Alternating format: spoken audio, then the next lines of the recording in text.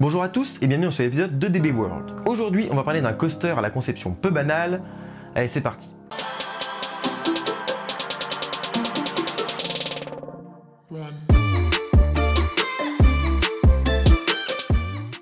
Tout d'abord, je tiens à dire que ça fait extrêmement plaisir de reprendre activement les EDB World après cette saison riche en visites de parc. Ensuite, comme à mon habitude, je vous invite à vous abonner à cette chaîne si elle vous plaît et si vous désirez la soutenir. L'histoire d'aujourd'hui concerne le coaster Cannibal qui se trouve à Lagoon. Lagoon qui se trouve dans l'Utah aux États-Unis. Il a ouvert en 1886 sous le nom de Lake Park et il se trouvait à proximité d'un grand lac salé. Lac qui s'est asséché en partie, ce qui provoqua la fermeture du parc en 1895. Ce dernier ouvrit à 5 km du site initial, les bâtiments ayant été déplacés, sous le nom de Lagoon en 1896. Déjà, on est sur une anecdote assez originale. Mais c'est loin d'être la seule, il y en a d'autres, notamment le fait que Lagoon ait dû fermer pendant 3 saisons à cause de la Seconde Guerre mondiale. Après ça, il a failli être démoli car elle était en très mauvais état. En 1953, il a subi un incendie, ce qui ravagea plusieurs attractions. Et pour finir, en 1976, le parc a racheté une ville western pour la déplacer dans son parc et ainsi créer une zone thématique. C'est donc un parc avec une histoire originale et des anecdotes plutôt sympas. Il est aujourd'hui dirigé par une famille, à l'instar de Nigloland ou encore Fantasyland en Europe. Il comporte actuellement 10 coasters, dont 2 qui ont été construits par Anton Schwarzkopf, qui est un ancien constructeur très connu et qui a pas mal marqué l'histoire des parcs, mais ça je vous en parlerai plus tard sur cette chaîne. Le premier, nommé Colossus the Fire Dragon, est un double looping. Le second, nommé Jetstar 2, est un modèle de type Jetstar 2. Autant vous dire qu'ils sont pas trop fait chier pour trouver ce nom là. Sinon, il possède aussi un coaster nommé Wicked, qui a la particularité d'avoir un launch vertical, mais vraiment vertical, et qui a été construit par Zierer, la combinaison pas bizarre déjà. Bref, ceci étant dit, passons aux choses sérieuses. Cannibal est un coaster de 830 mètres de long, 63 mètres de haut, qui atteint les 112 km/h et comporte 4 inversions. Ah oui, et une chute avec une inclinaison de 116 degrés qui procure 4,2 G d'accélération. Vous l'aurez compris, c'est une très belle machine, alors ok, il y a mieux, mais c'est déjà pas mal. Pour le reste, il a coûté 22 millions de dollars, le parcours dure environ 2 minutes 30, il a un rendement théorique de 1200 personnes par heure avec 7 trains. Le nombre de trains est à prendre avec des pincettes.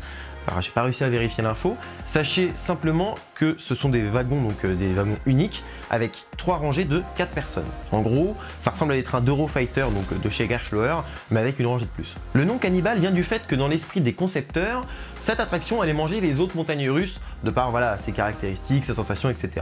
Personnellement, je trouve ça très drôle qu'ils soient allés aussi loin dans leur délire au point d'appeler leur attraction Cannibal. Ces concepteurs, parlons-en, car en effet, c'est clairement le sujet de cette vidéo. Le coaster a été entièrement réalisé par le parc lui-même et il ressemble à ça. Alors c'est pas dégueu comme création hein, et pour ceux qui n'auraient pas bien visualisé l'inclinaison au moment de la drop, vous pouvez la voir juste ici. C'est d'ailleurs extrêmement rare comme procédé car d'ordinaire on demande à un constructeur de renom de créer ce genre de machine, je pense notamment à Intamin ou encore Gerstlauer. Et pour ceux qui l'auraient remarqué, il ressemble beaucoup à Karnan, un coaster qui se trouve en Allemagne et qui a pour le coup déjà une tronche assez similaire mais surtout un donjon aussi imposant. Sauf que c'est trompeur déjà parce que Karnan a ouvert un jour avant Cannibal et que donc les deux coasters ont été construits plus ou moins en même temps. De plus, Karnan c'est Gerstlauer qui l'a construit. Et pour finir, Cannibal hisse le train tout en haut des 63 mètres à l'aide d'un ascenseur qui est totalement l'inverse de Karnan qui lui utilise un lift vertical. À savoir que ce lift renferme une surprise que je vous invite à découvrir dans la vidéo que j'ai fait justement sur Karnan, disponible en fiche. Le projet a duré 5 ans, ce qui n'est pas énorme pour la construction, la conception, etc. d'un coaster homemade. 75% des entreprises qui ont œuvré dans la conception et la construction de ce coaster viennent directement de l'Utah, donc à proximité directe du parc. Parce que oui, j'ai dit qu'il avait été entièrement réalisé par le parc, ce qui est vrai, mais évidemment ils ont dû faire appel à beaucoup de sous-traitants, notamment pour construire les rails, les trains, les décors, etc. Le maître du projet c'est Dal Freeman, un ancien de chez Aerodynamics, donc une société de conception de montagnes russes qui n'existe plus aujourd'hui, mais qui était plutôt connue à l'époque. Aero, qui est une sorte de Vekoma américain avec des coasters ultra violents, mais plutôt impressionnant d'après ce qu'on a fait comme retour. Ils ont notamment réalisé Steel Phantom et devinez quoi, j'en ai fait une vidéo EDB World qui est disponible en fiche juste au-dessus. Bref, c'est Dal qui chapeaute le tout et c'est pas plus mal car il s'y connaît. Hein. Il a notamment travaillé sur l'attraction Magnum XL 200 qui se trouve à Cedar Point aux États-Unis. Pour la construction des rails, c'est la société Intermountain Lift qui s'en est chargée et évidemment elle se trouve dans l'Utah. Cette société spécialisée dans le métal a notamment réalisé les rails de coasters pour Premier Ride ou encore SCS Worldwide. Pour Premier Ride, ils ont réalisé tout récemment Icebreaker ou encore pour SCS Steel Curtain. Car oui, certains constructeurs produisent leurs rails directement chez eux dans leurs locaux, mais pour d'autres, ils font appel à des sous-traitants comme Intermountain Lift. En gros, dans le cas de Cannibal, le parc donne les plans des rails à Intermountain Lift. Ces derniers les réalisent et les livrent au parc une fois qu'ils sont terminés. Car dans la réalisation d'un coaster, il y a 3 acteurs principaux, et j'ai bien dit principaux car en réalité il y en a beaucoup plus. Et à noter aussi que ça varie d'un coaster à l'autre, et donc d'une société de construction à une autre. Mais en gros, nous avons le concepteur qui imagine le coaster à l'aide du parc en général, donc qui va créer des concept art, etc. Le constructeur qui réalise le coaster sur plan, et donc avec toutes les cotes, etc. Bref, qui va clairement designer le coaster réellement. Et ensuite, nous avons le monteur qui va donc le monter dans le parc. Petite parenthèse, à ce moment-là, on est en droit de se demander pourquoi on fait appel à une société de montagnes russes, donc construction comme Intamin, Gershauer, etc. Et bien parce qu'en fait, eux, ils vont avoir tous les rôles. Donc, bon, vous pouvez leur apporter des plans ou en tout cas une idée bien finie, voire même un plan définitif quasiment qu'eux vont devoir reproduire et recréer avec leur propre machine, mais c'est possible. Mais en général, ils ont quand même leur concepteurs dedans qui vont donc designer l'attraction, ou alors ils font appel à une société comme Stengel, pour ceux qui connaissent, et pareil, ça en parlerai plus tard sur cette chaîne, c'est pas le sujet aujourd'hui. Mais en tout cas, voilà, ils vont concevoir l'attraction. Ensuite, ils vont donc la mettre sur plan, faire réaliser les rails, bref, tout gérer. Et en fait, ils vont avoir ce rôle de coaster clé en main, entre guillemets. C'est-à-dire que le parc va faire une demande, ils vont concevoir l'attraction ensemble, et ensuite, le constructeur fait entre guillemets presque tout seul, même s'il est toujours en concertation avec le parc, mais c'est eux qui vont tout gérer. Donc ils vont dire voilà, les plans sont disponibles à telle date, on envoie la construction des rails à telle date, ils seront construits maintenant, on va les envoyer dans votre parc, on va les faire monter. Donc soit ils les montent eux-mêmes, ce qui peut arriver, donc par exemple RMC design les attractions, enfin crée les rails. Ah, je sais pas s'ils créent les rails chez eux, ça j'ai peut-être un doute, mais en tout cas ils les montent, c'est eux qui les montent, c'est RMC qui se déplace, et c'est les mecs de chez RMC qui font le tour du monde pour installer tous les RMC dans le monde. C'est quand même assez exceptionnel. Le fait est que de toute façon, une société devra être là au moment de la construction de l'attraction pour voir si tout est conforme au moment de la construction, s'il n'y a pas un décalage, s'il n'y a pas un problème au niveau de la pose des rails, des supports, etc. Et ensuite pendant les tests évidemment, pour s'assurer que le coaster fonctionne correctement. Et donc il y a toujours une sorte de SAV en fait.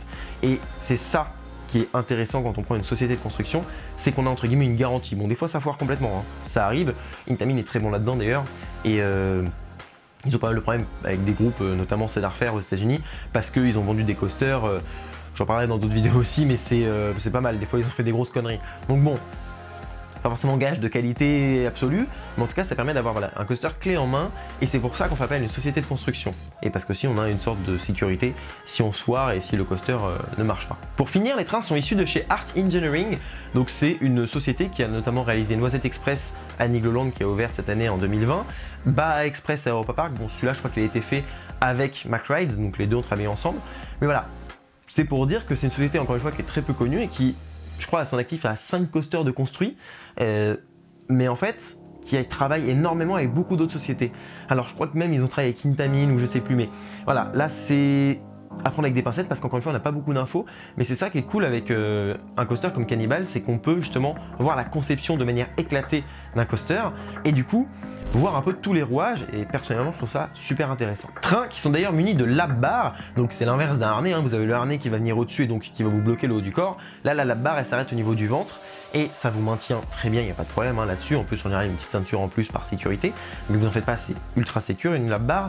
Néanmoins vous avez le haut du corps libre et donc la sensation d'insécurité à la fois de liberté va accentuer les sensations que vous allez ressentir, et notamment au moment de la drop, donc incliné de 116 degrés, je pense que c'est plutôt intense. Cannibal a ouvert le 2 juillet 2015, après seulement quelques semaines, mois de retard, parce que voilà, la date initialement prévue c'était printemps 2015, donc voilà, vous voyez que c'est quand même très peu, surtout pour un projet de ce type. C'est l'un des coasters les plus impressionnants jamais construits par un parc lui-même, et évidemment ils en sont fiers, et ça se comprend d'ailleurs, ils ont quand même pris des risques, déjà parce que c'est une hauteur assez folle, aussi parce que faut quand même se rendre compte qu'ils ont quand même mis des petites figures un peu intéressantes, un peu spéciales, regardez cette figure, enfin c'est quand même pas sur tous les coasters qu'il y a ça, donc ils ont même pris des risques, là où certains parcs ne prendraient pas ce risque-là avec un constructeur déjà bien assis dans le milieu, donc c'est quelque chose qu'on peut leur reconnaître et ils en sont fiers, vous avez vu le nom Cannibal, vous avez vu l'histoire autour de ce nom, pourquoi ils l'appellent comme ça, en fait c'est un délire qu'ils se sont tapés, clairement, mais c'est parce qu'ils en sont fiers, et je sais pas, mais un parc qui construit son propre coaster, qui en est fier à ce point, ça prouve qu'ils ont une vraie dynamique, qu'ils ont envie, qu'ils sont vraiment fans des parcs et qu'ils sont passionnés réellement par ce domaine, par cet univers, pourquoi pas par les coasters en eux-mêmes. Et quoi de mieux que pour gérer un parc et pour voilà, gérer les projets futurs que des gens comme ça qui sont aussi fiers de ce qu'ils font. Voilà, faut être fier. Il y a certains parcs et les gens ne sont pas forcément fiers de ce qu'ils font, ils sont fiers de trucs risibles ou de trucs au contraire qui sont à nos yeux totalement abusés. Et eux, bah, ils sont fiers pour une raison simple, c'est qu'ils ont construit un coaster de 63 mètres de haut qui est quand même imposant. Et c'est eux qui l'ont construit. Voilà, c'est à présent la fin de cette vidéo. Je vous remercie d'avoir suivi jusqu'au bout. Je vous dis à bientôt pour un prochain épisode de DB World. D'ici là, soyez enthousiastes. Salut!